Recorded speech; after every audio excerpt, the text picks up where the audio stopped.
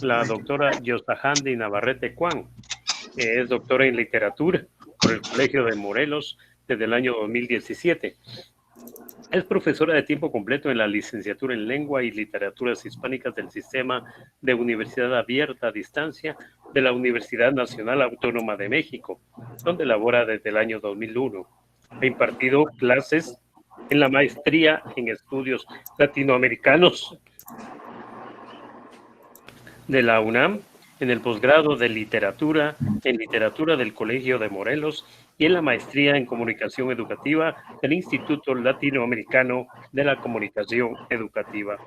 Es también miembro del Seminario Permanente de Estudios sobre Centroamérica, coordinado por el Instituto Mora y el Centro de Investigaciones sobre América Latina, el Caribe de la UNAM y del Seminario Narrativa Criminal en Centroamérica de la Universidad Autónoma del Estado de México. Su ponencia es El viaje a Egipto visto por la literatura. Adelante, doctora. Muchas gracias. ¿Sí se ve la presentación? Sí. Sí. Bueno, antes quiero agradecer la invitación al Congreso y de verdad ha sido un gusto estar acompañada en esta mesa por todos los ponentes. Ha sido una mesa excelente. Hoy en la mañana le decía a mi hijo, nieto de Carlos Navarrete, que me daba un poco de miedo terminar yo la mesa después de mi papá, y me decía, bueno, es como ir en un concierto, ir después de Jimi Hendrix, ¿no? Entonces, bueno, trataré de ser breve y de ser un buen grupo de apoyo. Entonces, la ponencia es básicamente, son como apuntes de mi tesis de doctorado, que se llamó La construcción del espacio y la otredad en la travesía literaria de Enrique Gómez Carrillo, Guatemala, París y Egipto. Podríamos decir que en el imaginario colectivo, la concepción de una ciudad o país se construye a manera de caleidoscopio. A partir de fotografías, películas, pinturas, mitos y, por supuesto, de la literatura. En este sentido, se construye lo que podríamos llamar un macrotexto, ¿no? Y en el caso de la literatura, lo que contribuye es básicamente la literatura de viajes. En este caso, Egipto no va a ser la excepción, ¿no? Hay toda una serie de imágenes que tenemos sobre Egipto, nada más con nombrarla, ya se nos vienen una serie de concepciones a la cabeza. Entonces, más allá de la mención de eventos históricos, anécdotas o la descripción de personajes, la literatura de viajes se va a concentrar en lo que en literatura conocemos como el espacio narrado, al que podemos definir, y aquí retomo la cita de Michel de Certeau, como un lugar practicado, es decir, cuando los caminantes lo transforman con el solo hecho de habitarlo, de interactuar con a partir de sus acciones. En este sentido, podemos decir que el espacio literario es la animación de los lugares que se produce gracias al movimiento de sus habitantes, de los paseantes, que van a atravesar estos lugares, que los van a transgredir con sus acciones. De esta forma, el relato de viajes surge de la necesidad de ver de los autores, pero también de hacer, de interactuar. La literatura de viajes, esto lo saben los estudios sobre el tema, no es ni inocente ni fortuita. Además de los intereses propios de cada escritor, va a obedecer en gran medida a su contexto de producción. Refiriéndonos concretamente a Oriente, en el siglo XIX se va a convertir en un foco de atención debido sobre todo al proceso de expansión y colonización que se va a producir por parte de los europeos, sobre todo de Inglaterra y Francia. En este proceso, Egipto va a jugar un papel preponderante, especialmente después de la expedición de Napoleón Bonaparte entre 1798 y 1801, expedición que además abre el siglo XIX. Es decir, esta concepción de Egipto abre el siglo XIX. Y Bonaparte va a estar acompañado de grandes pensadores occidentales de su tiempo, y de los textos que surgen como producto de la experiencia, comienza a forjarse una idea del país como misterioso, romántico y exótico, que va a sentar las bases que se van a desarrollar entre los viajeros y escritores egipcios, que de hecho continúa hasta nuestros días. Esa imagen de Egipto se ha perpetuado. Para Edward Said, que va a sentar las bases de lo que se conoce como orientalismo, es decir, la manera en que Occidente observa Oriente, dice sobre Egipto, y cito: ese país que hasta entonces había estado inmerso en la oscuridad, esa parte de Oriente de aquel momento conocida por medios indirectos, por las expediciones de los primeros viajeros, de los eruditos y de los conquistadores, se iba a convertir en un departamento del saber francés. Egipto era el centro de atención de las relaciones entre África y Asia, entre Europa y el Este, entre la memoria y la actualidad. Como Egipto estaba cargado de significado para las artes, la ciencia y el gobierno, su papel consistía en ser el escenario en el que sucederían acciones de una importancia histórica y mundial. Así, al apoderarse de Egipto, una potencia moderna demostraría de modo natural su fuerza y justificaría la historia. Es decir, el propio destino de Egipto, era ser anexionado preferiblemente por Europa. En este contexto, la preocupación de autores viajeros como Flaubert, Nerval, Delacroix, Loti, Gómez Carrillo y autores más actuales por narrar sus experiencias va a corresponder a los objetivos que plantea la literatura de viajes, que va a trascender los espacios para llevar a un narrador testigo hacia el reconocimiento y la reinterpretación de realidades alternas. Ante el sentimiento de perplejidad que produce el encuentro con ese otro desconocido, los autores van a crear a partir de la expresión de sus sensaciones mundos posibles que los lectores ávidos de aventuras van a aceptar como realidades incuestionables. En este sentido, los modernistas latinoamericanos, como es el caso de Enrique Gómez Carrillo, cuyos nacientes países han pasado por un proceso de colonización e independencia y van a ver a Europa como lo más acabado de la cultura y el desarrollo, se acercan a Oriente de una manera particular, que va a ser un espejo de su propia historia. En este sentido van a retomar hasta cierto punto la perspectiva del colonizador, aunque al mismo tiempo van en busca de algo más que no es posible encontrar en otro lado. Para ellos, este vasto territorio va a ser visto como un regreso a los orígenes. Si bien los viajes a Oriente durante los siglos XVIII y XIX responden a dos objetivos, a la curiosidad y a la codicia, pues conquistar trae bienestar económico, este objetivo va a cambiar con el tiempo. Los románticos van a escribir estampas pictóricas de sus tradiciones, su arquitectura y sus riquezas, aunque eso no les va a impedir reproducir estereotipos aceptados sobre tópicos de difícil acceso, como es el caso de las mujeres y la religión. Los románticos conciben a la naturaleza como algo vivo, grandioso, cuya cualidad es regresar al ser humano a su estado primordial. Lo que se describe ya no es un lugar dominado, sino dominador, amenazante, capaz de engendrar aventuras inimaginables. Así, el viaje exterior se convierte en un viaje interior, en aventura iniciática e íntima personal, reflejándose en un lenguaje mucho más colorido que permite dejar volar la imaginación y le abre espacio al misterio que implica lo desconocido. Enrique Gómez Carrillo realiza 2 viajes a Egipto con 7 años de diferencia, en 1905 y en 1912. El país lo cautiva no solo por su belleza, sino también por las transformaciones que se estaban generando debido a la presencia inglesa en el territorio y a su influencia en la economía, la cultura y hasta la fisonomía del país. Lo interesante, me parece, al analizar ambos relatos, es ver la evolución del autor como constructor de espacios e imaginarios. Si en el primer viaje su narración va a destacar por la alabanza a la colonización inglesa, al punto de llegar a afirmar que la fachada, el cascarón del país es egipcio y el interior inglés, más tarde, en su intento por descubrir al verdadero Egipto, el discurso se transforma radicalmente. Hablará entonces de un cascarón inglés que en ese momento ya muestra evidentes fisuras y un interior egipcio. El primer viaje que se recrea en el libro de Marsella a Tokio, Sensaciones de Egipto, la India, la China y el Japón, se va a producir poco después de la guerra ruso-japonesa de 1905, en la que, para asombro de los europeos, Japón resulta el país vencedor, lo que va a provocar un cambio en el panorama internacional por ser la primera vez que un pueblo no occidental se enfrenta y le gana a una potencia imperialista europea. El poder en el este de Asia cambia, permitiendo la consolidación del Japón como un país importante en la política global. Gómez Carrillo ya había escrito una serie de crónicas estupendas, por cierto, sobre Rusia poco antes, por lo que le pareció pertinente hablar también sobre el país vencedor. En este sentido, digamos que los países que visita pueden considerarse como simples paradas en una travesía cuyo destino principal será Japón.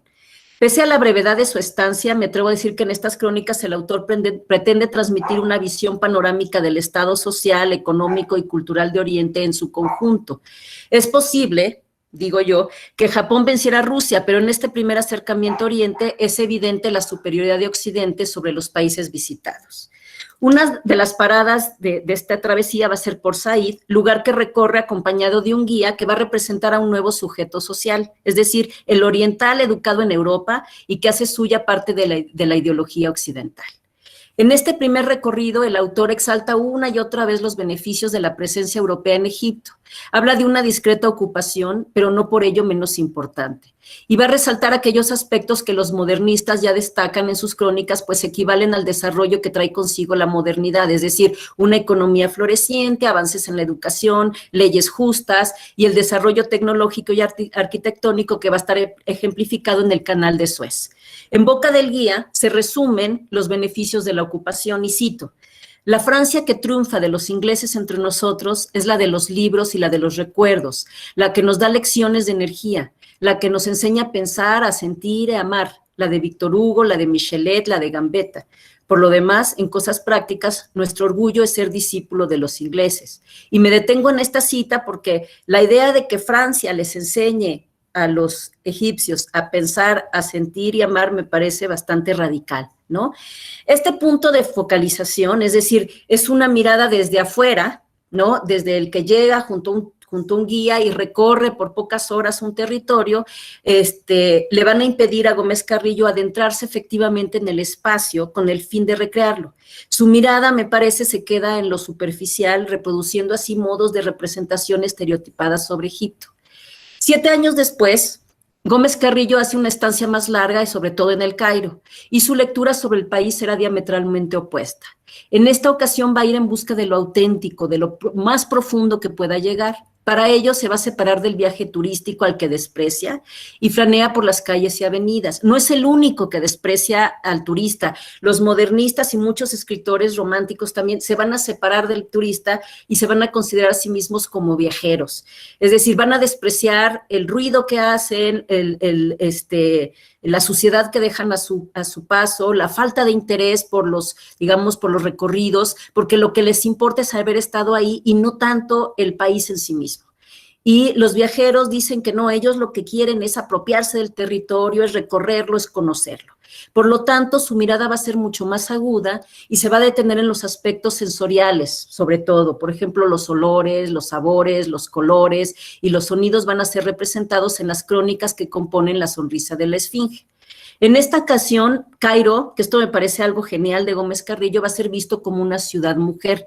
Curiosamente, no como la mujer oriental, sino como una mujer española de antaño totalmente cubierta que impide la vista impertinente del extraño. Para conocer a esta ciudad mujer habrá que seducirla, conquistarla poco a poco. Y eso solo puede hacerse por medio del flaneo, del callejeo, de la observación y el galanteo, con el fin de penetrar sus secretos y finalmente de velarla. Gómez Carrillo comienza sus crónicas con lo que podríamos llamar, en este segundo viaje, el discurso de la desilusión. Lo que en la primera visita llama su atención ahora es visto con desprecio. La ciudad europea ya no sorprende ni maravilla. El viajero no llega tan lejos para encontrarse con lo ya conocida. Esta ciudad europea en medio de Egipto, que Marc Augé llamaría no lugar por su falta de raíces y tradición, se convierte simplemente en un lugar de paso y va a reproducir la moda y la arquitectura que el autor reconoce. Por ejemplo, Agatha Christie en su autobiografía, ¿no?, habla de cuando es adolescente y su madre quiere pasar por este ritual de presentarla en sociedad, pero tienen problemas económicos y se trasladan a Egipto.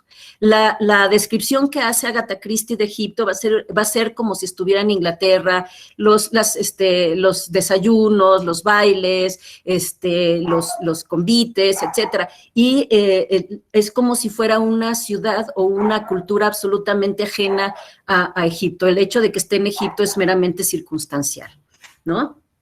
Para encontrar entonces al verdadero Egipto hay que ir más allá. Lejos de las grandes pirámides, el viaje carrillista se sumerge en la vida egipcia. Sentado en los cafés tradicionales, deja pasar el tiempo. Observa y busca compenetrarse con la gente, con el espacio. Manifiesta una empatía y una comprensión sobre la educación que perpetúa la tradicional. A diferencia de lo que hablaba en el viaje anterior, aquí lo que le importa es las enseñanzas, la manera de aprender, cómo se siguen repitiendo, ¿no?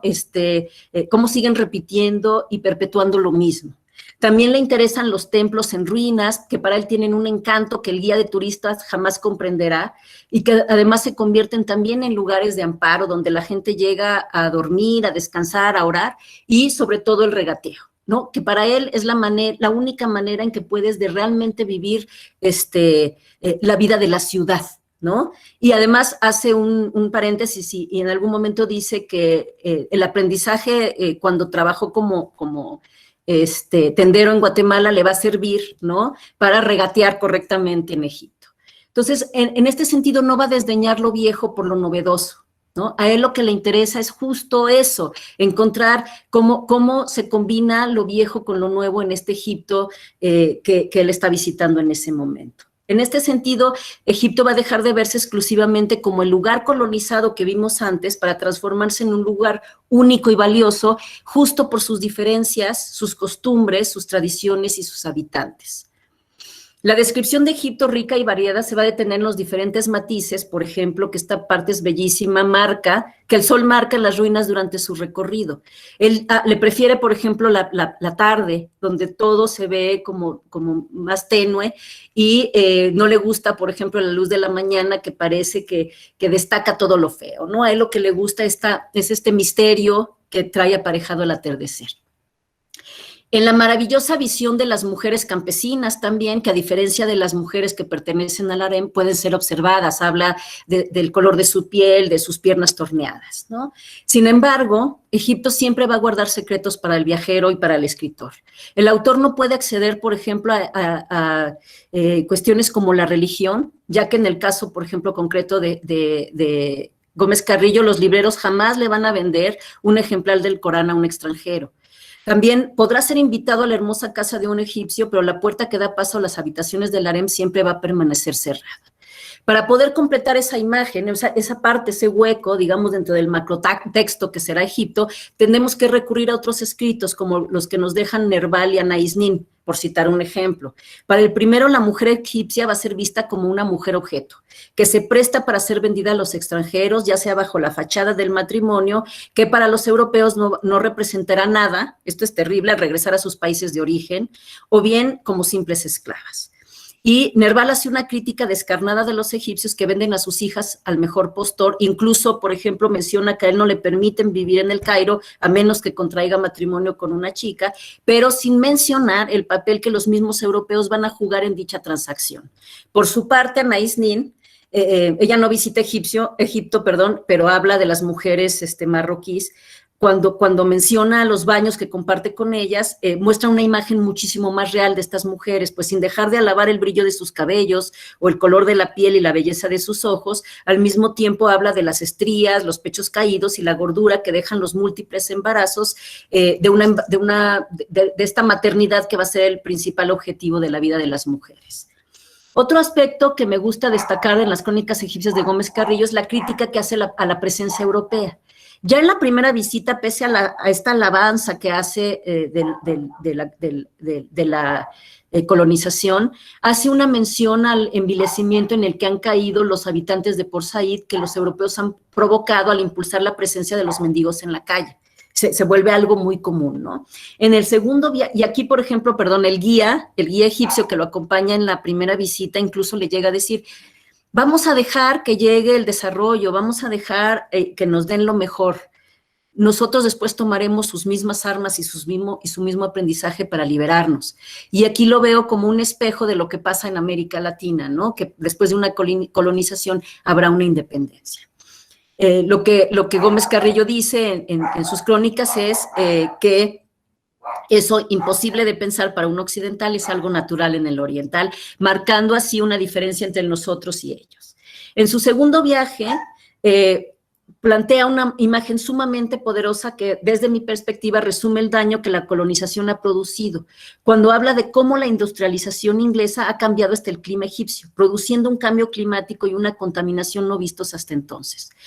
Han traído consigo la niebla y la lluvia, nos dice el autor. Ya Loti también había despotricado contra la contaminación que dicha industria causó en el Nilo, columna vertebral de la vida egipcia. Como conclusión, podríamos decir que entre los dos viajes encontramos 3 discursos distintos que nos muestran el cambio de paradigma de la imagen que el autor recrea sobre Egipto. El de la colonización en primer lugar, el de la desilusión que abre el segundo viaje, y el de descubrimiento y apropiación final. Gómez Carrillo tiene la habilidad de, a partir de las sensaciones e impresiones que marcan su recorrido, alejarse de las ideas preconcebidas sobre Egipto para encontrar su propia voz y dar cuenta de un Egipto mucho más complejo y bello que el que nos brinda el estereotipo. Y para finalizar, esto lo retomo como la parte final de mi tesis, no puedo dejar de cuestionarme sobre nuestros propios prejuicios sobre Oriente, especialmente en este momento donde pareciera que hay, bueno, no pareciera, hay una división entre Oriente y Occidente y un prejuicio y toda una incomprensión sobre Oriente, y me pregunto si todos tenemos la capacidad de adentrarnos en un espacio ajeno a nosotros con el fin de entender la compleja realidad del otro, especialmente del mundo árabe, como hace Enrique Gómez Carrillo en sus crónicas. Y es todo.